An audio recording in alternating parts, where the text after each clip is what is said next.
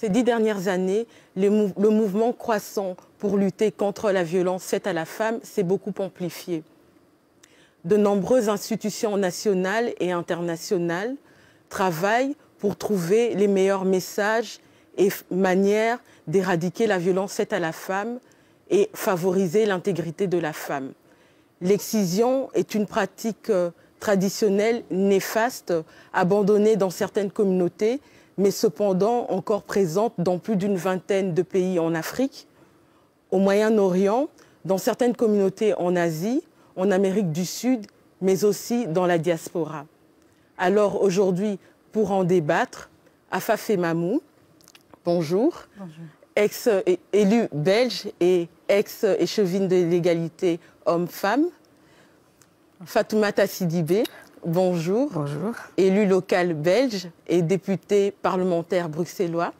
Isabelle Durand, eurodéputée écolo, bonjour. Mais avant d'entamer notre discussion, je vous propose de nous plonger en plein cœur du sujet avec One Billion Rising, l'événement qui s'est déroulé le 14 février à travers le monde et aussi en Belgique, à Bruxelles.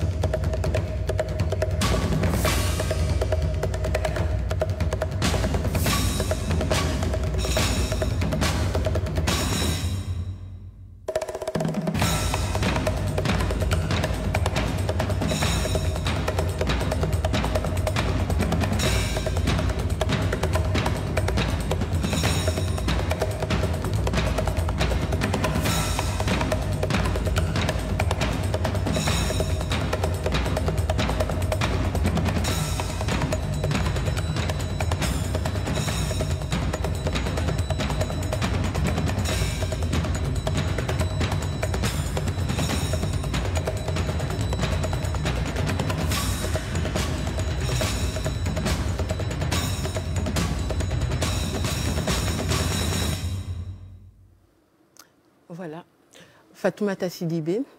Donc, le 14 février s'est déroulé le One Billion Rising. Mais une semaine avant cela, le 6 février, s'est déroulée la journée internationale contre les mutilations génitales.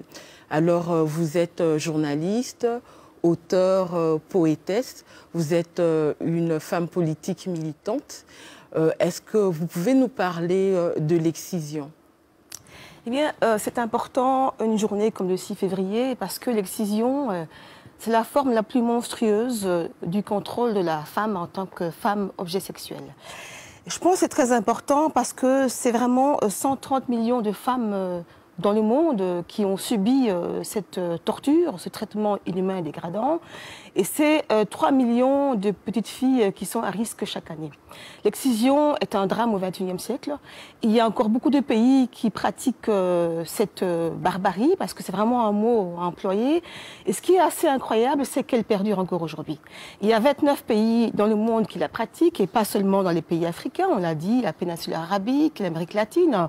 Et dans la diaspora, cette pratique perdure. En Belgique, les chiffres ont doublé, puisque en 2008, il y avait 6260 femmes qui étaient venant d'un pays où l'excision est pratiquée. Et aujourd'hui, nous sommes à 13 000 femmes qui seraient en Belgique et qui ont été excisées. C'est énorme. Et il y a 4 000 personnes, 4 000 fillettes qui sont à risque d'être excisées. Ça veut dire qu'il y a un travail de vigilance à faire, qu'il y a effectivement beaucoup de chemin à parcourir.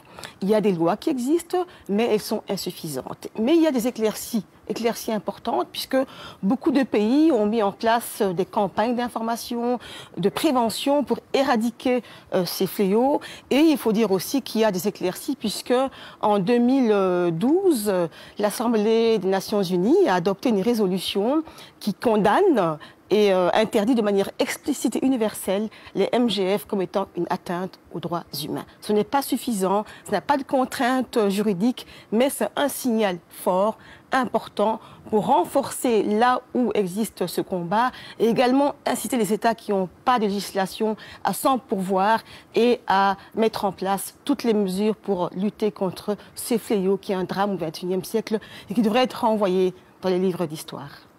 Oui, alors donc pour continuer sur l'excision, justement, une autre élue locale belge devait être présente avec nous sur le plateau. C'est Madame Assita Konko qui malheureusement n'a pas pu venir. Donc dans son livre, elle parle de son drame personnel face à l'excision. Elle dénonce la pratique. Pensez-vous que vous, en tant que femme politique d'origine africaine, il est de votre devoir de dénoncer cela? Il est le devoir de tout le monde de dénoncer l'excision. Je me rappelle, il y a 20 ans, mon premier article était « Excision, pourquoi saccager le sexe des femmes ?» C'est un devoir qu'on a de témoigner, c'est vrai, mais également de militer, de s'engager. Et je pense qu'aujourd'hui, les témoignages qui sont apportés ça et là je salue vraiment le travail des femmes qui, il y a une trentaine d'années, non seulement ont dénoncé, mais ont milité et ont mobilisé. Des plaidoyers ont été mis en place, des mesures ont été prises en place. Je crois que c'est important de témoigner, mais il faut éviter que ce fléau soit instrumentalisé à des fins électorales, parce que je crois que ce drame dépasse largement le fait de plusieurs personnes. C'est des millions de femmes dans le monde qui sont aujourd'hui touchées. Il faut en parler, il faut militer, il faut continuer à œuvrer au quotidien, et il faut surtout continuer à soutenir les structures qui sont sur le terrain, qui se battent. Et pour elles, c'est le combat d'une vie. Je pense par exemple au GAMS, c'est le combat d'une vie. Et ce combat-là, aujourd'hui, il paye. Il paye parce que ce fléau recule, pas assez vite, mais il recule. Alors il faut en parler, oui, mais de manière effectivement très humaine, et de manière pas politiquement électorale, mais de manière à ce qu'on attire l'attention sur le fait qu'il y a des victimes, que derrière elles, il y a des femmes et des fillettes qui subissent ce fléau. Isabelle Durand, on a vu que dans le clip que vous étiez présente à One Billion Rising. Il faisait froid d'ailleurs, hein, donc oui. c'est pour ça qu'on était un peu, il faisait mauvais. Il y a des femmes qui ont dansé, à mon avis, sous des climats meilleurs que nous la semaine dernière. Oui, on y était toutes. Alors justement, est-ce que vous pouvez nous parler un peu de One Billion Rising ? Alors je pense que ça fait partie de ces actions absolument indispensables, et je suis tout à fait d'accord avec ce qui vient d'être dit, qui mobilisent toutes les femmes, et d'ailleurs aussi devraient mobiliser tous les hommes, parce que c'est une question qui nous concerne toutes et tous.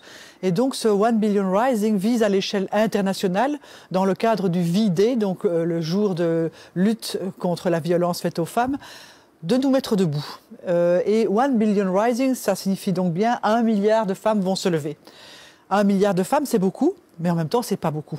Et je pense qu'un peu partout, au même moment que des femmes, que ce soit dans les grandes villes, dans les villages, l'an dernier, moi, le 14 février, j'étais à Haïti. Et on a fait un One Billion Rising avec des femmes haïtiennes, c'était magnifique. On n'était pas très nombreuses, mais il y avait une ambiance incroyable et je dirais un vrai engagement de toutes. Et donc, le fait qu'un peu partout dans le monde, des femmes se lèvent, à la fois celles qui sont les victimes désignées, mais celles qui sont tout simplement les complices parfois, faute d'engagement, faute de mobilisation. On ne peut pas être complice de ça. Donc moi, je trouve que c'est une très très belle action. Danser, pourquoi danser? Moi, je suis reconnaissante à celles qui ont eu cette idée au départ. La danse, c'est quoi? La danse, c'est la liberté du corps. C'est la liberté de l'esprit qui fait danser le corps. Et je pense que même si, sans doute, dans certaines parties du monde, on danse plus aisément ou plus naturellement que dans d'autres, je pense que c'est un signal extrêmement fort parce que c'est un moment où on lâche un peu le contrôle intellectuel, politiquement correct, etc., mais où on donne de soi-même et où les femmes montrent que leur corps leur appartient et il n'appartient à personne d'autre. Et ça, je crois que c'est irremplaçable. Il faut travailler à ce mouvement, le perpétuer d'année en année. Et puis, par ailleurs, à côté de ces mouvements, bien sûr, il y a beaucoup de travail de terrain au quotidien à mener un peu partout. Et alors, quelle est votre implication personnelle et en tant que femme politique ? Elle est diverse. Disons, je suis à la fois aussi élue locale et donc au niveau de la commune que je partage avec Afa Femamou ici présente et qui elle travaillait beaucoup sur ces questions parce qu'elle était en charge de cette matière. Il y a beaucoup de choses à faire au niveau local comme élu local par rapport aux femmes et aux hommes et au public qui sont susceptibles d'avoir dans leur entourage des potentielles victimes ou des victimes. Et puis par ailleurs, moi je suis aussi législatrice, si je peux dire, à l'échelle européenne. Alors c'est vrai qu'il n'y a pas de direction directive européenne, mais il y a une mobilisation. D'ailleurs, on a fait une mobilisation et une résolution le 6 février parce que c'est un moment important. Et l'Union européenne, le Parlement européen singulièrement, s'est engagé très vite à soutenir l'appel des Nations unies pour que réellement, à tous les échelons, l'échelon européen comme échelon de coordination, les États membres, dans les États membres, les régions, les communes, les associations qui doivent être soutenues, les textes de loi et puis la lutte contre l'impunité. On a des outils juridiques, on ne peut pas les laisser passer comme ça. Parfois, il faut des jugements aussi, je vais dire quelque part presque pour l'exemple. Donc moi, je m'engage un peu aux différents niveaux sur cette question qui, pour moi, fait partie d'un paquet de choses. Et l'excision ou les mutilations génitales sont sans doute le pire du pire, parce que c'est réellement, tu l'as dit, une torture. C'est en plus pénaliser quelqu'un pour toute sa vie. Dans son corps, dans sa potentielle maternité, dans son plaisir, ce à quoi on a droit quand on est femme, comme tout le monde. Et donc je pense que c'est quelque chose qui est d'une humiliation et d'une barbarie incroyable. Mais il y a tous les autres droits des femmes qui l'accompagnent ou qui accompagnent la lutte contre l'excision et qui sont aussi, à mon avis, font partie du même paquet, c'est-à-dire le droit des femmes à disposer d'elles-mêmes. Et l'Europe sanctionne réellement l'excision pratiquée ici, par exemple, comme on disait dans la diaspora, Fatoumata disait qu'il y a encore l'excision ici en Belgique, on excise. L'Europe ne peut pas sanctionner en tant que telle, nous n'avons pas le pouvoir, la Commission européenne ne peut pas aller sanctionner une exciseuse. Mais par contre, l'Europe ou le Parlement européen pousse, encourage, met sous pression les États membres pour qu'eux-mêmes, sur le terrain, parce que c'est eux qui sont les mieux placés, et sur le terrain du terrain, ce sont les associations locales, les centres de planning familial, les acteurs locaux qui, eux, sont en contact avec les populations, et dans les écoles, dans les cours d'éducation sexuelle, dans la manière d'informer, et surtout dans les milieux de femmes, parce qu'il y a un peu parfois cette perpétuation d'une tradition qu'on ne peut pas accepter. C'est pas parce que c'est une tradition que ça ait quoi que ce soit de valable. Et donc je crois que ce travail-là, c'est vraiment un travail permanent de terrain, mais qui doit être soutenu, y compris parfois financièrement et juridiquement. Justement, vous parlez du lien commun que vous avez avec AFAF. Donc, avant de poursuivre notre discussion, donc, je vous propose de découvrir la journée de la femme organisée à Schaerbeek, donc une des plus grandes communes de la capitale européenne ici. Et donc voilà, la journée organisée par AFAF l'année dernière. Pour marquer la journée de la femme à Schaerbeek, plusieurs associations se sont jointes à l'échevine de l'égalité hommes-femmes et ont marché dans la rue. Hommes et femmes réunis s'étaient donné rendez-vous le matin sur la place communale. Allons-y, procédons, nous allons ouvrir la marche, nous invitons à vous suivre. Ensemble, ils ont marché de la commune au centre culturel où plusieurs activités étaient organisées. Projections vidéo, débats, témoignages, informations et animations.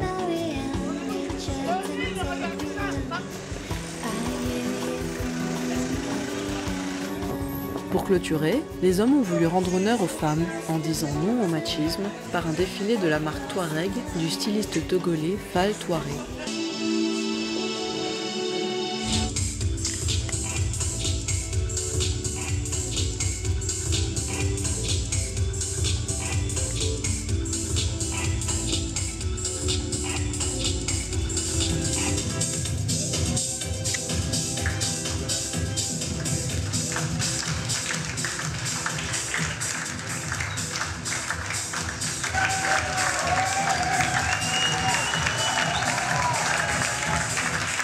La plupart du temps, quand on parle de cette violence, les hommes ont tendance à penser que ça ne concerne que les femmes. Mais c'est nous, les hommes, qui font cette violence contre ces femmes.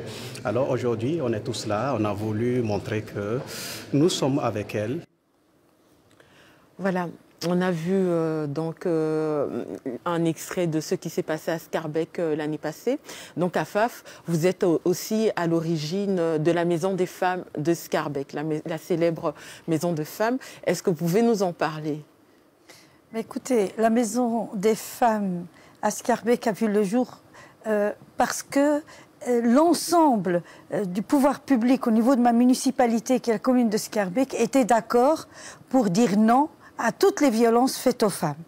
Et donc cette Maison des femmes est un lieu d'accueil, de rencontre et d'échange entre toutes les femmes, mais aussi un lieu de soutien aux femmes au niveau juridique et psychologique. Il y a même des cours de yoga qui se donnaient à la Maison des femmes de Scarbeck.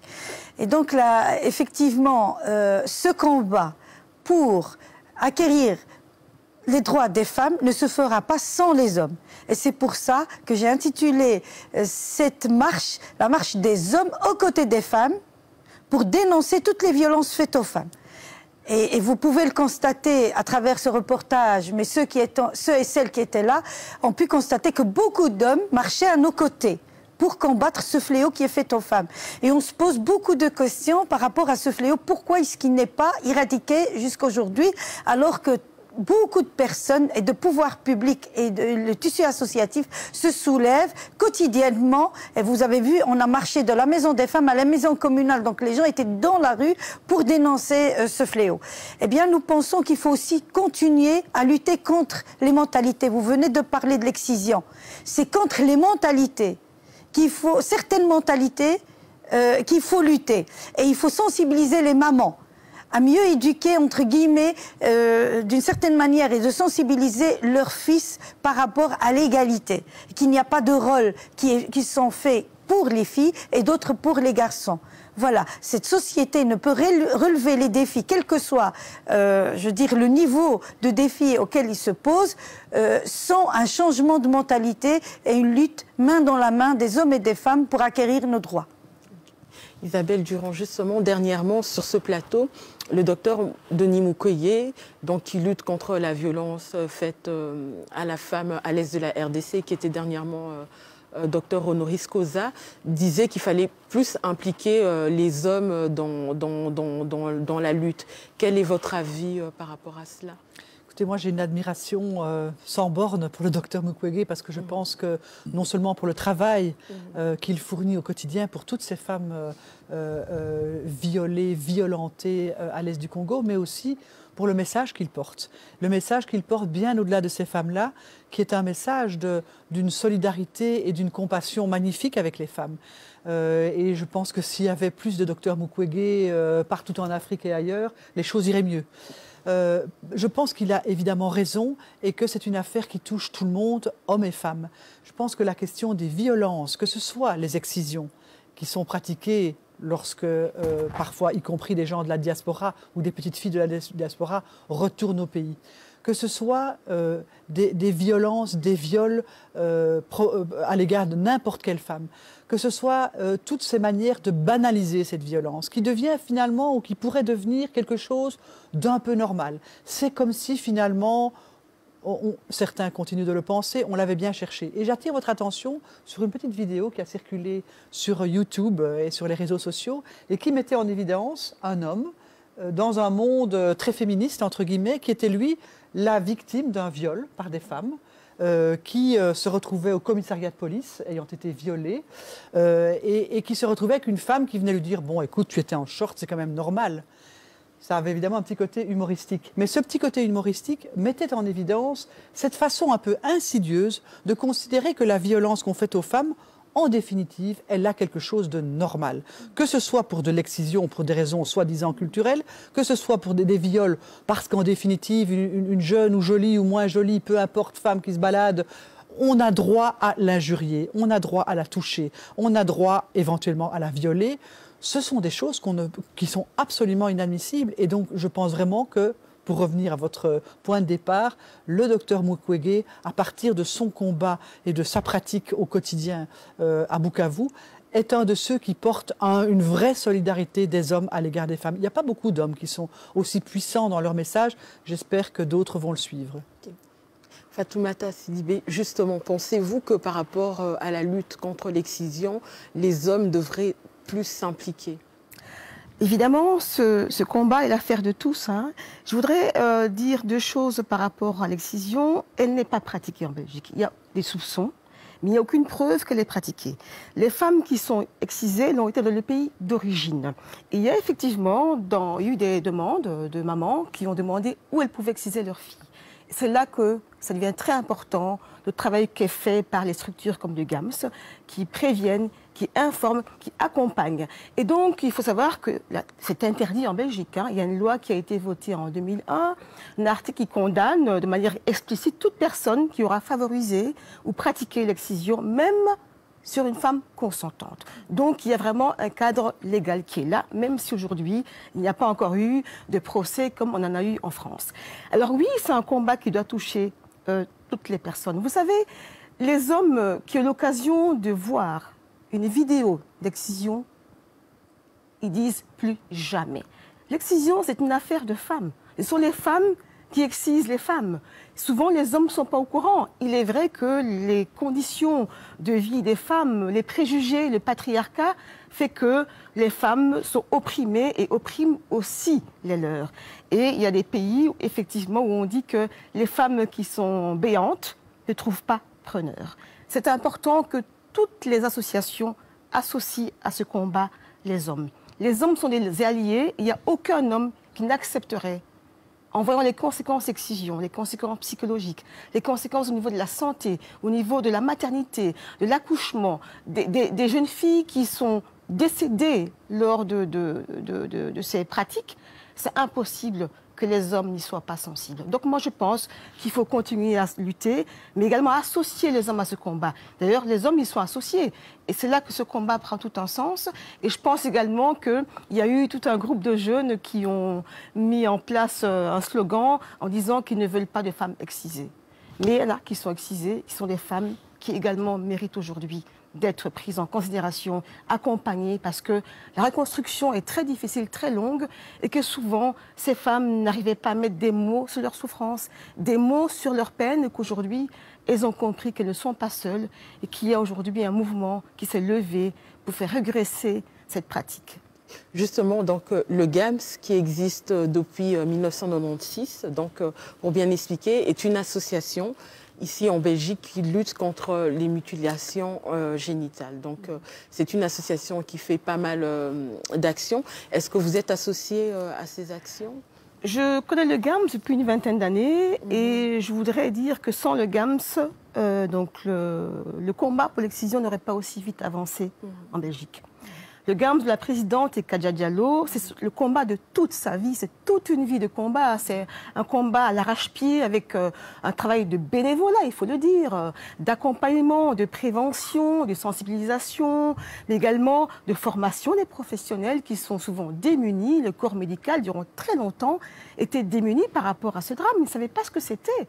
Aujourd'hui, il y a des stratégies concertées qui sont mises en place, des protocoles d'intervention avec les travailleurs sociaux, les médecins, gynécologues. Et donc, il y a un travail important à mettre. Et oui, le GAMS, je le soutiens depuis très longtemps parce que c'est un combat qui est aussi le mien. Je viens d'un pays, 90% des filles sont excisées. C'est aussi un combat que j'ai fait mien il y a une vingtaine d'années en donnant la parole à ces femmes. Et je crois qu'il faut continuer à mettre en avant ces structures qui, je le dis encore une fois, ont des conditions très difficiles et qui ont fait avancer la loi, qui ont fait avancer un lobbying. Et dans les pays d'origine, il faut vraiment continuer à soutenir ces combats et ces femmes et ces hommes, parce qu'il y a aussi des hommes au GAMS qui luttent contre ce fléau. Okay. Vous avez aussi été présidente de l'association Ni pute ni soumise.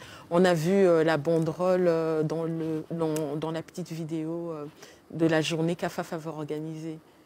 Oui, effectivement, j'ai été cofondatrice du comité belge Ni pute ni soumise, qui est en fait une branche née d'un mouvement français né en 2003 et qui voulait libérer la parole, briser le silence sur les conditions des filles dans les quartiers populaires et surtout des filles de culture musulmane, soumises au contrôle des grands frères, soumises au mariage forcé, soumises également à la mainmise du religieux sur le destin des filles. C'est vraiment un mouvement qui est semé, qui disait aussi qu'il n'y a pas de combat plus urgent pour l'émancipation des femmes que la lutte contre toutes les formes d'extrémisme et d'intégrisme. Et c'est vraiment un combat qui est important aujourd'hui quand on voit que le religieux revient en force de partout pour tenter de faire régresser les droits des femmes. Afaf, je voulais vous demander, est-ce que pour vous la violence faite à la femme est encore un tabou? Est-ce qu'une femme, une femme violée, excisée ou battue doit se sentir honteuse face à ce problème? Doit se sentir honteuse, surtout pas. Celui qui doit se sentir honteux, c'est celui qui a commis ce crime. Et pas la femme, évidemment. Et je rejoins ce qui vient d'être dit maintenant, dans le sens où il faut dénoncer certaines pratiques, même si c'est très difficile de les détecter parce qu'elles sont faites dans la clandestinité. D'où l'importance de l'information. Et j'ai initié à la commune de Schaerbeek un conseil de l'égalité, où les associations venaient dire justement ce qui vient se dire dans les rencontres avec les mamans ou avec d'autres personnes ou avec les victimes, de ce qui se fait dans des pratiques parfois tout à fait clandestines. Et c'est que comme ça que le pouvoir public est associé et informé. Il peut mettre en œuvre certaines choses, certaines mesures qui mettent fin, en tout cas qui tentent à mettre fin, notamment la sensibilisation, la rencontre avec les mamans pour mieux éduquer. Et il faut détecter les choses à leur essence. En fait, quand il y a des signes que dans une famille, il va y avoir un souci, c'est à ce moment-là qu'il faut déjà agir. Il ne faut pas attendre que le crime soit fait pour pouvoir dire c'est dommage. Il faut détecter, c'est une question de prévention, et cette prévention ne se fait qu'en partenariat avec le tissu associatif et avec la société civile. Merci. Isabelle Durand, justement, au début, je disais que donc il y a un phénomène croissant de tous ces mouvements qui veulent donc lutter contre les différentes formes de violence faites à la femme. Pensez-vous qu'au-delà, donc, que toutes les femmes, sans tenir compte des clivages politiques ou des idéaux philosophiques, doivent être plus solidaires pour avoir un meilleur résultat, qu'il faut peut-être être solidaire dans toutes les luttes? Ben, évidemment, et d'ailleurs elles le sont. Je pense que franchement, ceux ou celles qui feraient de ça des batailles idéologiques ou politiciennes se trompent complètement. Et grosso modo, on se retrouve toutes et tous, parfois plus toutes que tous, sur ces questions-là parce qu'elles sont évidemment universelles et partagées et qu'elles sont condamnées par tout le monde unanimement. Maintenant, la question n'est pas seulement de se retrouver toutes et toutes, mais c'est surtout, je dirais, de lutter contre des choses qui remontent et qui ne sont pas très agréables et qui sont extrêmement dangereuses. Non seulement dans la lutte contre l'excision ou ce type de violence, mais aussi dans la reconquête par certains milieux très conservateurs de droits que nous avons combattus depuis des années, que nous avons obtenus dans certains pays, de manière plus générale dans les droits aux femmes à leur intégrité physique et à leur choix et à leurs droits, et où on sent qu'aujourd'hui des mouvements, une espèce d'association un peu malsaine entre des mouvements très conservateurs et des mouvements très nationalistes qui disent en définitive, vous savez, la culture de l'Espagne ou du Portugal ou de tel pays, c'est pas la même chose. Quoi? Les femmes espagnoles, c'est pas la même chose que les femmes belges, c'est pas la même chose que les femmes africaines. On n'est pas toutes aussi des femmes qui ont droit à la même chose.